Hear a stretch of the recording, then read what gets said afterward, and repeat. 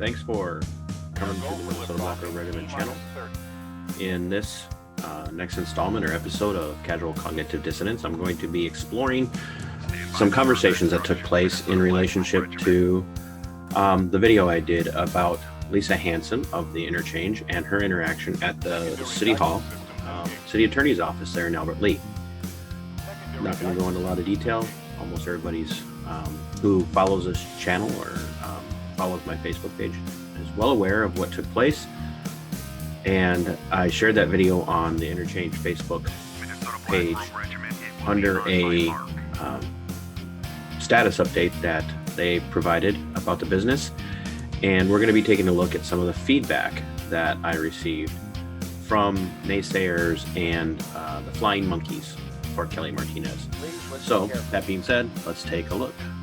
So I shared the video right here, and the very first comment that I got was from this Jane Abin Bailey, and her only comment was, "Hey Patriots," and I just flat out asked her if you take issue with my use of the word. The only response I ever got from her on this was asking a question to answer a question. Well, yeah, because there was no context to your question. It was just like, "Hey Patriots." So I'm like over here going, are you calling on people? Because I'd be happy to, like, if you need some Patriots, I'd be there for you. What you got going on there, Jane? Are you in distress? Because if you're in distress, I'd be more than happy to rescue you. So just a day ago, this Gary Robinson, this fine, upstanding gentleman, said, "Just watched the MinnesotaBlack RobeRegiment video, and I'm wondering how many mouth-breathing Patriots were there. Off camera. Kelly obviously felt threatened, and the police response was therefore probably justified." First of all, Gary, it was Lisa, her personal assistant, and her son. Her son was the one shooting video. I'm relatively certain there was no mouth breathing going. Well, there might have been because he was wearing a mask, and Lisa and her personal assistant were wearing face shields.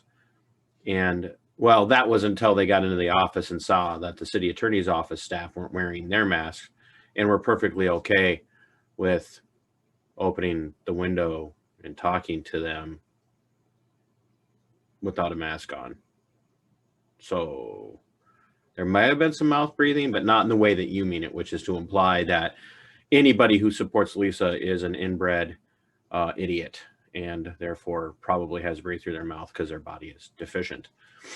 So I'm not gonna lie, I call him a joke, and he is, and he's clearly influenced by Marxist thought just from the way he just jumps on the idea of this being full of just this room being packed full of mouth breathing patriots. And so when I thank him for driving my views up, I asked him if he'd like me to be silenced. And he flat out says, yes, he would like to see me silenced. So Gary Robinson, just out of curiosity, how would you accomplish that? What would be the means by which you see me silenced? Because I've not called for you to be silenced. I mean, I think you're a blithering idiot.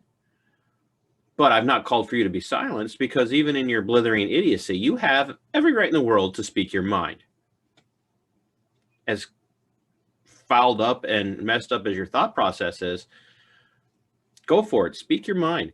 You should encourage me to speak my mind if you think that I'm wrong. And because if I'm wrong, the more I speak, the more likely I am to be proven wrong, and therefore you won't have to do any of the work. But I just Gary, could you enlighten me a little bit? How would you like me to be silenced? What would you like to be done to me? Would you like all the social media platforms out there to pull me from their platforms? Gary, is that what you want? What about, should I be arrested? Should I be arrested for what I'm saying? Because I don't, so short of all the social media platforms, and by the way, even if YouTube pulls me, I'll go to Rumble. I'll go to Library. I'll go to BitChute. I'll go anywhere I can. All right. Sooner or later, you're not going to be able to stop us all, Gary. So short of all the media platforms silencing me. The only other way to silence me is to either have the power of the state brought against me and have me arrested, and for what, I don't know, or for me to die. Is that what you want, Gary? I think that's horrible, Gary. Are you wishing death on me? Gary, that's mean. That's the only way you can silence me, is kill me. Is that what you're hoping for, Gary? Are you hoping someone kills me? Is that really what you got going on in your heart, Gary? In your little comment, pretending to hide behind Christianity. Like, I'm not pretending it, and I'm not hiding behind it. It's right out there front and center. Christianity is what drove the American Revolution. It was Christian principles that drove the American Revolution. It's Christian principles that built the United States Constitution. It was Christian principles that built the groundwork for the Declaration of Independence. So while you may not be comfortable with that, that's exactly what it is. And so, Gary, my challenge to you is, show me where I'm wrong biblically. Show me. Put your money where your mouth is, Gary. Let's have a debate, Gary. Would you do that, Gary? Could you do that? I bet you wouldn't, Gary. I bet you don't have the moxie to face off with me in a debate. Anywhere, you name it, you name the venue, you name the time, the place, Gary, I will meet you for a debate. But you won't do it. Why? Because you're full of cognitive dissonance. So let's move on. Gary's boring. Tanya Hansing's boring too. She tried to discredit this whole thing by claiming that the video wasn't mine. Well, I never said it was mine, Tanya. So we're just going to move on from Tanya. We have some other interesting conversations that take place here. This is one of my favorites. This Timothy Ingvelson. I will go on record as opposing the actions of Lisa and support the actions of Law and Order in penalizing Interchange for its continued disregard for the law. There are many of us that agree to disagree with you. Okay. There are many of me who agree to disagree with you. Which one of us is right? Timothy. Who's right? Is it numbers that make right? Because if that's the case, then mob rule is mob rule, and whoever gets the most numbers gets to make all the rules. See, Timothy, the thing that you just did here is what's referred to as an appeal to the masses. It's a logical fallacy. Because you think you have a lot of people on your side, therefore you must be correct. Well, that's not how it works. We have to have an objective source for what defines right and wrong, truth and lie. And you don't have that, Timothy. Just because people might agree with you doesn't mean that you're right. And that doesn't mean that because people agree with me, I'm right. I have to appeal to an objective source. You're appealing to a subjective source, which is people agree with you. I'm appealing to an objective source, which is the Constitution in this case. There again, I would argue that the Constitution is not just in and of itself a standalone document. It's built upon the objective truth of nature's God. That's what the founding fathers taught. That's what they believed. So, Timothy, I'm standing on the Constitution. You're standing on some executive orders. That's it. The executive orders in and of themselves are not law. Are there laws regarding executive orders? Absolutely. Is there some question as to how executive orders can play out in a time like this? Absolutely. But there's no dispute that executive order is law. It's not law. It's not law. It doesn't meet the definition of law at all because it wasn't passed by the legislature. The House didn't do it. The Senate didn't do it. The governor didn't sign off on it after the House and the Senate did it. It's just not law. So could there be some dispute? Absolutely, but it's not law. They're mandates, they're executive orders. And to call it law is to misunderstand how laws are handled. So Timothy, your flaw in all of this, not just your logical fallacy of the appeal to the masses, your flaw is a misunderstanding of what constitutes law, which means you don't understand civics. You don't understand the constitutional nature of the United States. You don't understand how these things work. That's on you, not on me. And I'd offer you the same thing that I just offered the other gentleman. If you want to debate this, you name the time, you name the place, you name the venue. If you want to sit down and have a cup of coffee somewhere over this, I'll buy.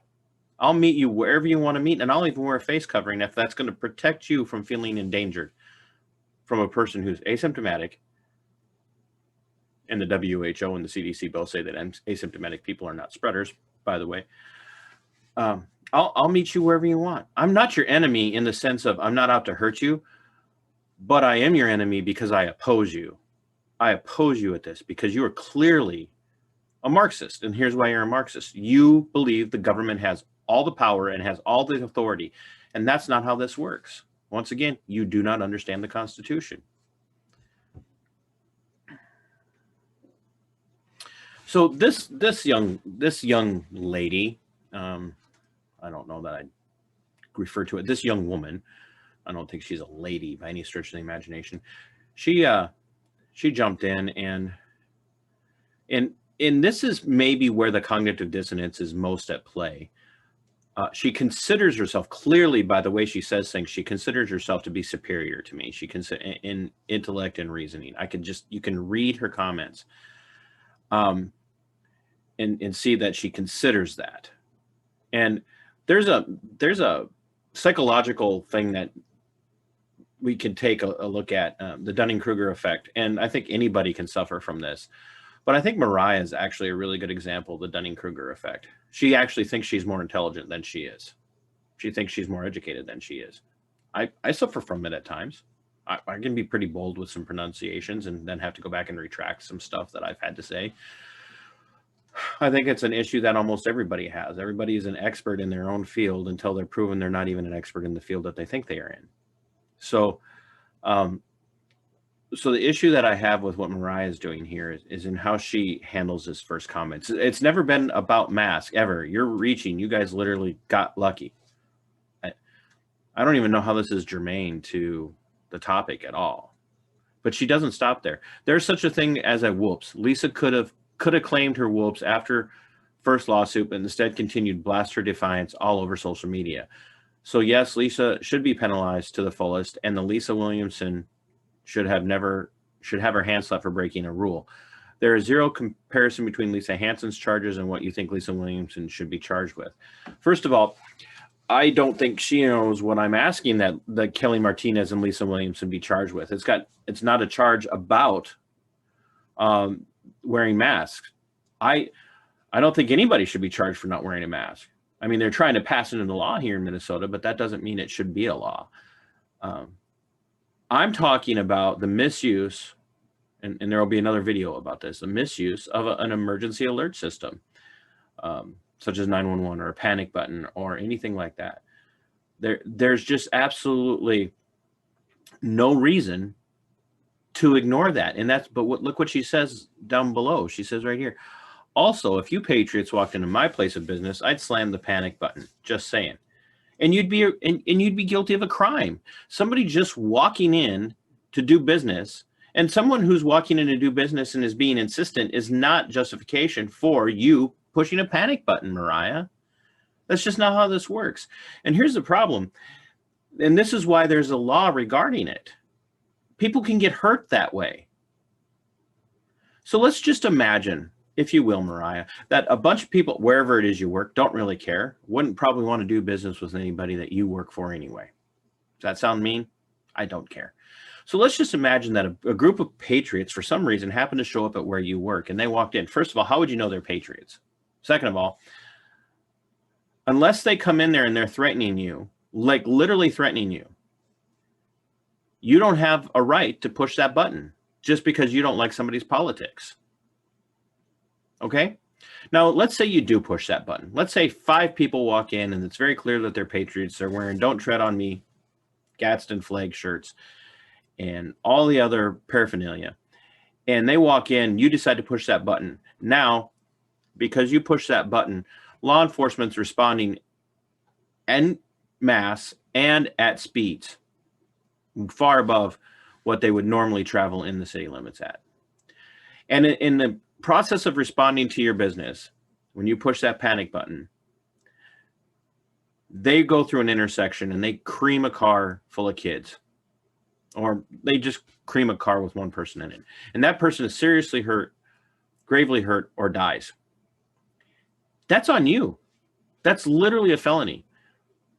If you push that button for no reason, knowing there's no actual threat, and your assumption that there could be a threat does not justify it. That's what you're saying you would do. Why? Because you don't like people who are patriotic. You don't like constitutionalists. That's the only reason you have for doing that. And it's disgusting. And it's an example of cognitive dissonance. I can almost guarantee you that you'd be the person who'd be out there protesting or waving your Black Lives Matter flag or your all cops are bastards paraphernalia if a unarmed black man were harmed or killed by law enforcement. You would be screaming bloody murder. But yet you're okay when law enforcement is used inappropriately against someone who poses no threat to the city attorney of Albert Lea. None. You're all right with that. That's disgusting. You're sick.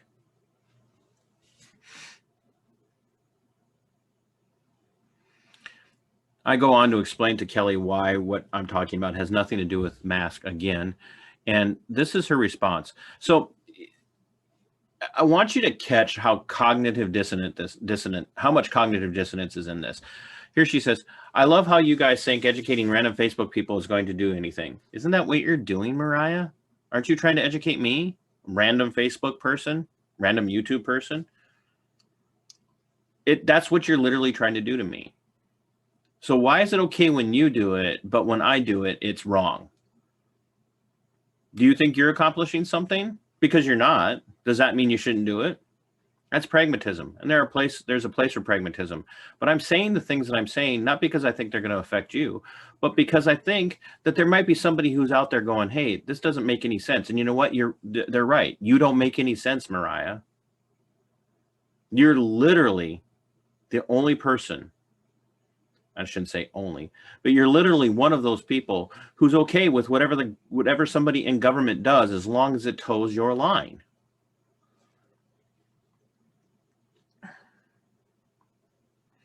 Now, I'm going to be very careful with this next one because there's a personal connection, not between me and Dory, but Dory and somebody else. Well, between Lisa Hansen. But this has got to be addressed. Dory says here, I'm appalled at how disgusted you are with Kelly and how belittling you are to her and her staff are misogynistic. I'm not a misogynist, Dory. Just because you assert it doesn't make it true. That's another logical fallacy. It's argumentum ad hominem. You're going to label me something because once you label me, you think now I have to defend myself from that, and I'm not going to spend any of my time defending myself from that. You even go on and say that my YouTube channel should be called the Black Robe Misogyny Squad. There again, I don't care what you think, Dory. It just doesn't matter if you think I'm a misogynist, because I'm not. And what really gets me is that your friend Lisa is under attack from the city attorney, who is following the orders of men like Tim Walz and Keith Ellison. Keith Ellison is an actual domestic abuser. He's an actual misogynist. And the irony of this is that I'm literally standing up for a woman who's being abused and mistreated. You're defending women who are taking part in the abuse of a woman. And I'm the misogynist? And to sit here and say that I, as a man, cannot criticize or critique or, if you, as you call it, belittle them, Dory, because a man can't do that. Because if he does, it's misogynistic. That's literally not how any of this works, Dory. And you think she should file a restraining order against me? What grounds does Kelly Martinez have to file a restraining order against me? Look, I know that you're going to go on in this conversation and comment and refer to the fact that you've been through domestic abuse, and I'm sorry about that, Dory. I really am. And when I make my comment to you in this, you say, now you're just being sweet because I caught you. I'm like, no. So now here we got two things going on. One, you come at me with the ad hominem that I am a misogynist. Two, now you gaslight. And here's how you're gaslighting. You claim I'm a misogynist. You claim I'm a domestic, basically implying that I'm a domestic abuser. And when I tell you that I'm sorry that you went through that, you then say that my pity for you, my sympathy for you proves that I'm actually a misogynist. That's gaslighting. And it's a Kafka trap. No matter what I do, you're going to say that I'm a misogynist. It doesn't matter how I respond. So I'm not going to even deal with it. Fine. But what I am going to deal with is, once again, the irony behind you telling me that as I stand up for a woman, it's misogynistic as you allow your friend to be unjustly prosecuted, while at the same time not calling out the city attorney for her illegal actions, or her staff for their illegal actions. And I'm not talking about the mask. We're going to go back to that panic button. Do you understand what could have happened to Lisa and her personal assistant and her son that day when that panic button got hit, Dory? Do you understand what could have happened as he's holding that camera for their protection from accusations that they were violent and threatening? That's why they've shot that video. That's it. It was for their own protection. Now imagine that first officer comes rushing in to your friend, Lisa Hansen, who's done nothing to deserve to have a law enforcement response. That officer comes in, sees her son turn around with that camera. He knows that there's a panic button that's been pushed, doesn't know what's going on, and he opens fire and he kills her son or gravely wounds him. That's why I'm appalled and disgusted by your response. Your personal experiences aside, do not change anything that's going on in that video. Don't change anything that I said, and it doesn't make what you say about me true. I'm sorry you've been through that, but that doesn't give you the right to insult people. I've said this kind of stuff before, and I'm going to continue to say it. When you become so convinced that the only way you can make your argument is to belittle people by calling them mouth breathers, by calling them a misogynist, by implying that they're ignorant. And I call people ignorant all the time, but I can demonstrate what their ignorance is. But just going out there and calling somebody a name and then thinking that you've won the argument isn't winning the argument. It is literally the very epitome of laziness and ineptitude. And that's why we deal with so much cognitive dissonance today. The left especially is trained to parrot and spout a ton of things that they've just been force-fed throughout their lives. They get to call you racist. They can call you a bigot. They can call you a misogynist. They can call you anti-Semite. They can call you anything that they want. And once they throw it out there, they think they've won because now you have to defend against it. And what they don't realize they're doing, and this is where the cognitive dissonance comes in, is they're literally guilty of the very things that they're accusing you of. So don't fall for this, patriots. Don't fall for this, people. Push back against this stuff. And in the case of this situation with Kelly Martinez, the people that are defending her right now, some of them friends of Lisa Hansen's, you should be ashamed of yourselves. Lisa is a strong woman trying to survive and keep a business going, and you're okay with her losing everything just because you want to be protected from the coof. Kelly Martinez is supposed to be a servant, not a master. And you all treat her like she's your boss, like she's your king, like she's your queen, excuse me. Or wait, is that sexist? Should I not refer? She's your sovereign there. Is that gender neutral enough for you? It is time that you people wake up and realize that once they get the Lisa Hansens and the TC Pearsons and the others, once they get us out of the way, there's nothing stopping them from coming for you for whatever reason they want to. Sic Semper Tyrannis.